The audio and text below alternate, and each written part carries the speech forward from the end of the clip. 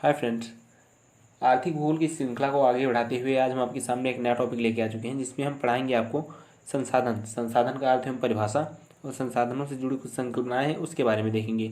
इसके बाद जो हमारा अगला वीडियो होगा वो होगा हमारे संसाधनों का वर्गीकरण और संसाधन संरक्षण के बारे में। तो फिलहाल इस वीडियो में हम देखेंगे संसाधन का अर्थ, परिभाषा देखेंगे और संसाधनों की कुछ संकल्पनाएँ हैं उससे जुड़ी वो हम देखेंगे। तो चलिए वीडियो को स्टार्ट करते हैं। मैं रेगुलर वीडियो इसलिए नहीं अपलोड कर पाता क्योंकि मैं भी बेसिकली एक स्टूडेंट हूँ। मैं हाई स्कूल को भी कोचिंग पढ़ाता हूँ और ख़ुद भी पढ़ना होता है, तो इसलिए मैं रेगुलर नहीं अपलोड कर सकता वीडियो। लेकिन मैं कोशिश करूँगा कि हफ्ते में यानी एक सप्ताह में कम से कम 3 वीडियो आ जाया करे। तो चलिए स्टार्ट करते हैं। और वीडियो में इसलिए छोटी छोटी बनाता हूँ ताकि आपको देखने में बोरियत महसूस ना हो। बहुत लोग क्या होते हैं, लंबी वीडियो देख के उन्हें बोरियत महसूस होने लगती है, तो इसलिए मैं कोशिश करता हूँ जब बहुत ज़्यादा 15 मिनट तक वीडियो रहे तो ज़्यादा अच्छा होगा। तो चलिए देखते हैं।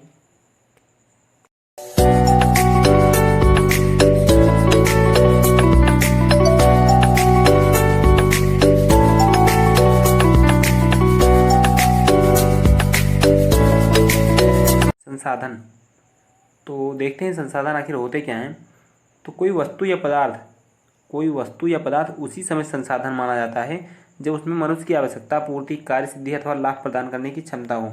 मतलब किसी भी पदार्थ या तत्व के अंदर जब ये सारे गुण होंगे कि वो क्या हो, मनुष्य की आवश्यकता को पूरा कर सके, उसके कार्य सिद्धि में सहायता दे सके या फिर उसे लाभ प्रदान करने में सहायता दे सके, तो उसी को संसाधन बोलते हैं। मनुष्य की शारीरिक व बौद्धिक क्षमता, अभिरुचि, ज्ञान संगठन, आर्थिक उन्नति आदि स्वयं में संसाधन है। ऐसा क्यों बोला गया है? क्योंकि मनुष्य के पास जो शारीरिक शक्ति होती है, उसका दिमाग होता है, यानी बौद्धिक क्षमता होती है, अभिरुचि, और उसके पास जो ज्ञान होता है वो सब क्या होता है, वो स्वयं में संसाधन है। ऐसा इसलिए बोला गया है क्योंकि ये जो सभी तत्व हैं, यानी बौद्धिक क्षमता हो गया, अभिरुचि, ज्ञान संगठन, ये सब जितने तत्व हैं वो उसकी आवश्यकता की पूर्ति और उसके उन्नति में सहयोग देते हैं। मतलब उसकी आवश्यकताओं को पूर्ति करने में सहायता देते हैं। तो इसलिए क्या है, ये स्वयं में संसाधन है। संसाधन संपत्ति और सुरक्षा दोनों का आधार है और शक्ति एवं धन की नींव है। तो बताया गया कि संसाधन मतलब संपत्ति और सुरक्षा दोनों का आधार है। आपके पास संसाधन है तो आप क्या होगी, आपके पास जाहिर सी बात है संपत्ति भी होगी। जब सारे संसाधन आपके पास मौजूद होंगे तो आप क्या होंगे, आपके पास सभी संपत्ति होगी, और जब संपत्ति होगी तो आप अपने घर में सुरक्षित रह सकते हैं। और बताया गया शक्ति एवं धन की नींव है। तो आपके पास जब संसाधन होंगे तो आपके पास शक्ति होगी, पावर होगी, आपके पास धन भी होगा। और यह युद्ध एवं शांति दोनों में मनुष्य के भाग्य का निर्णायक है। जब किसी के पास सारे संसाधन होंगे तो वो युद्ध करे या फिर शांति से रहे, वो क्या होगा, तो अपना आराम से जीवन व्यतीत कर लेगा। अगर युद्ध की बात करें, युद्ध में अगर सारे संसाधन किसी के पास मौजूद हैं, सारे हथियार मौजूद हैं, तो युद्ध में वह विजयी होगा, ये पक्का है। और अगर शांति से रह रहा है तो अगर किसी के व्यक्ति के पास सारे संसाधन पहले से मौजूद हैं तो क्या होगा, वो अपना शांति से जीवन बिता सकता है। तो ये युद्ध और शांति दोनों के समय क्या है, मनुष्य के भाग निर्णायक हैं। अब हम संसाधन की कुछ परिभाषाएं देख लेते हैं। तो विभिन्न विभिन्न विद्वानों ने संसाधनों की विभिन्न विभिन्न परिभाषाएं दी हैं। तो उनमें से कुछ परिभाषाएं जो आसान है, जो आपको याद करने में आसानी होगी, वो मैं आपके सामने प्रस्तुत किया हूँ। तो संसाधन की जो पहली परिभाषा है वो देखते हैं। तो इसकी पहली परिभाषा दी है J.S. फिशर ने। J.S. फिशर के अनुसार इसकी पहली परिभाषा देखते हैं। तो J.S. फिशर के अनुसार संसाधन कोई ऐसी वस्तु है जो मानवीय आवश्यकताओं तथा इच्छाओं की पूर्ति करती है। मतलब मानव की आवश्यकताएं हैं और उसकी जो इच्छाएं हैं उसकी जो पूर्ति करती है, वही वस्तु क्या है, हमारी संसाधन कहलाती है। तो ये तो हो गई हमारी J.S. फिशर के अनुसार जो परिभाषा हो गई हमारी संसाधन की। आगे देखते हैं दूसरी परिभाषा। दूसरी परिभाषा हमारी मैकडॉगल महोदय के अनुसार है। तो इन्होंने बताया कि प्राकृतिक संसाधन वह हैं, सॉरी यहाँ पर हुए हैं लिखा है, तो ये आप समझ लीजिएगा। तो प्राकृतिक संसाधन वह हैं जो प्रकृति द्वारा प्रदान किए जाते हैं। मतलब जो हमें क्या है, प्रकृति द्वारा प्रदान किए जाते हैं, वही हमारे क्या है, प्राकृतिक संसाधन है। नेक्स्ट है तीसरी जो परिभाषा है वो स्मिथ एवं फिलिप्स के अनुसार है। तो इन्होंने बताया कि मौलिक रूप से संसाधन वातावरण की वह प्रक्रियाएं हैं जो मानव के उपयोग में आती हैं। मतलब सभी ने लगभग एक ही बात बताई है, बस किसी ने अपने तरीके से बताई, किसी ने अपने तरीके से बताई, लेकिन सबका कहना यही है कि मतलब ये जो संसाधन है वो क्या है, किसी न किसी तरह से मानव के काम में आते हैं, मानव के उपयोग में आते हैं। तो ये थी कुछ परिभाषाएं। अब हम देखते हैं संसाधनों से जुड़ी कुछ संकल्पनाएं हैं उसके बारे में। बाकी ये चीज़ आप यहाँ पर सही कर लीजिएगा। यहाँ पर प्राकृतिक संसाधन हुए की जगह पे यहाँ पे वह होगा। प्राकृतिक संसाधन वह हैं जो प्रकृति द्वारा प्रदान किए जाते हैं। तो अब आगे देखते हैं संसाधनों की कुछ संकल्पनाएं हैं उसके बारे में। तो संसाधन वह स्रोत हैं जिनके द्वारा मानव की आवश्यकताओं की पूर्ति आंशिक या पूर्णता होती है, मतलब या तो आंशिक रूप से या फिर पूरी तरह से क्या होती है, मानव की आवश्यकताओं की पूर्ति होती है। संसाधन वह स्रोत हैं जिनके द्वारा मानव की आवश्यकताओं की पूर्ति आंशिक या पूर्णता होती है, मतलब या तो थोड़ी बहुत पूर्ति होती है या फिर पूरी तरह से क्या होती है, उसकी आवश्यकताओं की पूर्ति हो जाती है। तो यही हमारे क्या है, संसाधन है। इस प्रकार मानव तथा संसाधनों का अन्योन्याश्रित संबंध है, मतलब एक दूसरे पर क्या है, एक दूसरे से दोनों संबंधित है, दोनों एक दूसरे से जुड़े हुए हैं। मानव के पर्यावरण में हजारों प्राकृतिक तत्वों का भंडार स्थित है, किंतु उन सभी को संसाधन नहीं कहा जा सकता। मतलब बहुत से ऐसे भंडार स्थित हैं प्राकृतिक तत्वों के, लेकिन उन सभी को क्या कहते हैं, उन्हें संसाधन नहीं कहा जा सकता। क्यों? क्योंकि वो मानव के उपयोग में नहीं आ रहे हैं।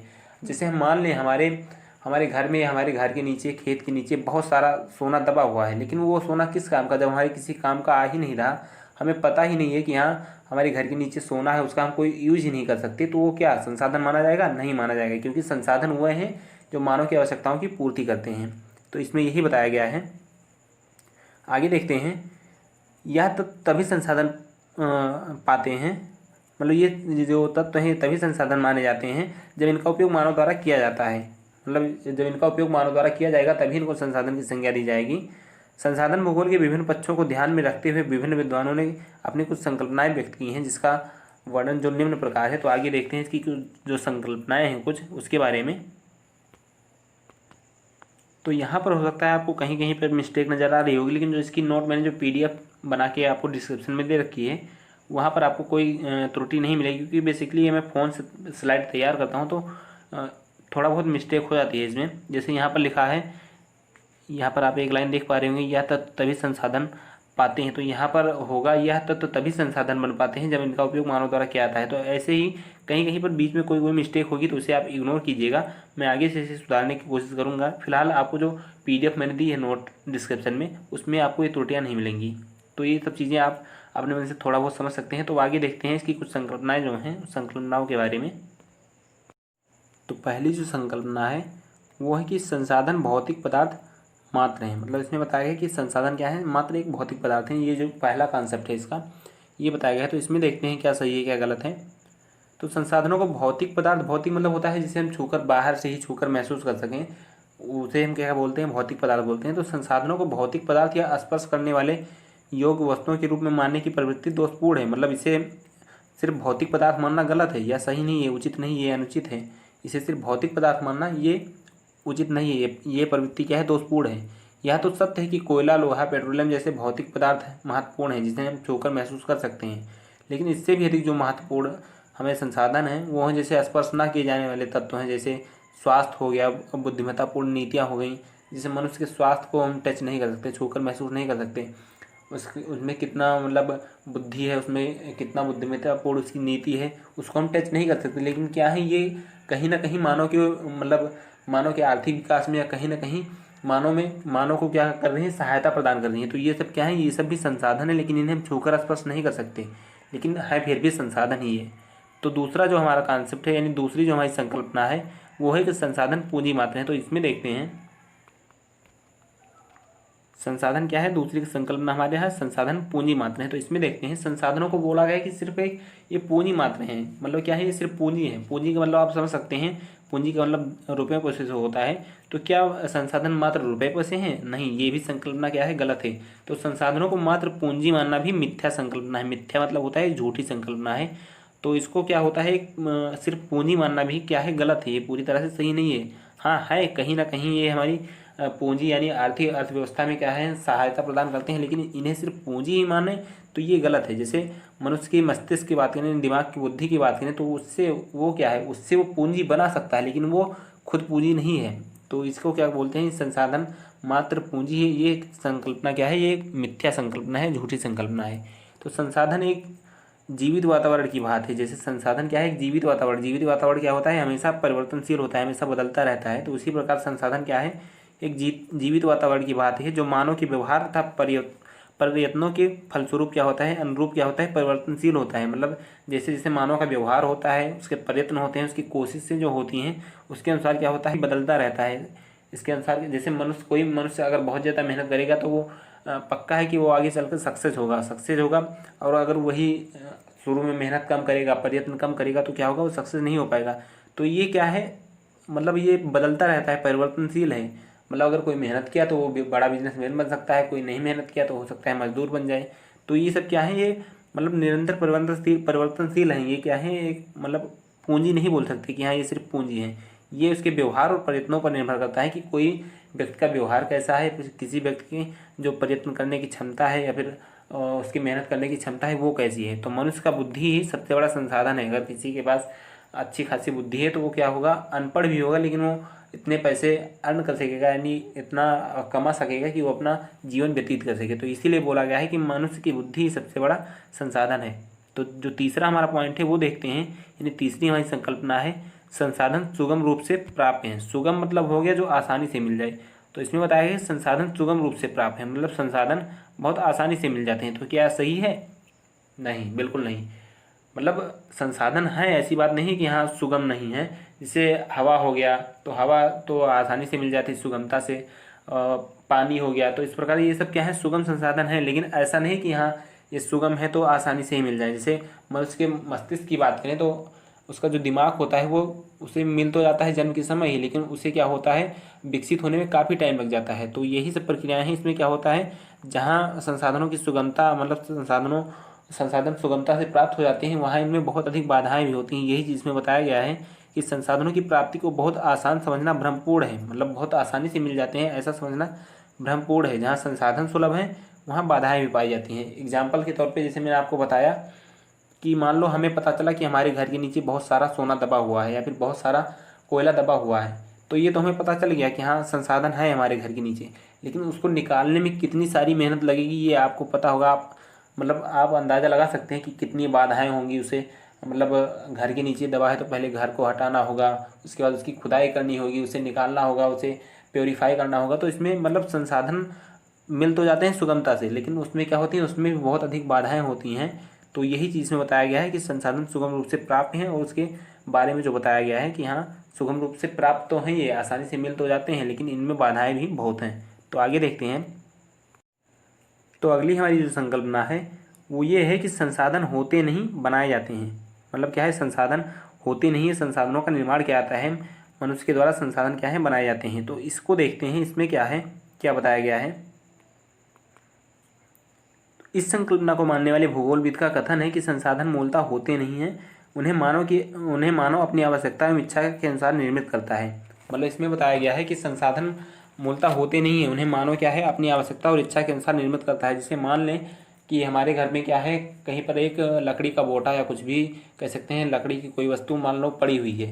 अब मान लो उससे हमें चेयर की ज़रूरत है, उसे हम चेयर बनाएं, यानी कुर्सी बनाएं, कुर्सी का निर्माण करें, मेज़ का निर्माण करें, पलंग बनवाएं, बेड बनवाएं। तो उससे क्या है, वही हमारा संसाधन कहलाएगा। वही लकड़ी का बोटा मान लो पड़ा था पहले, वो संसाधन था, लेकिन उसका जब तक कोई उपयोग नहीं था तब तक उसे हम संसाधन नहीं बोल सकते। लेकिन जब उसको हमने चेयर के रूप में या फिर हम बेड के रूप में या फिर किसी भी रूप में हम उसे परिवर्तित यूज करते हैं, उसका इस्तेमाल करते हैं, तो क्या होता है, वो संसाधन बन जाता है। तो यही इसमें बताया गया है कि संसाधन मुख्यतः होते नहीं है, मूलतः होते नहीं है, बल्कि मानव इन्हें अपनी आवश्यकता और इच्छा के अनुसार क्या है निर्मित करता है, इन्हें बनाता है।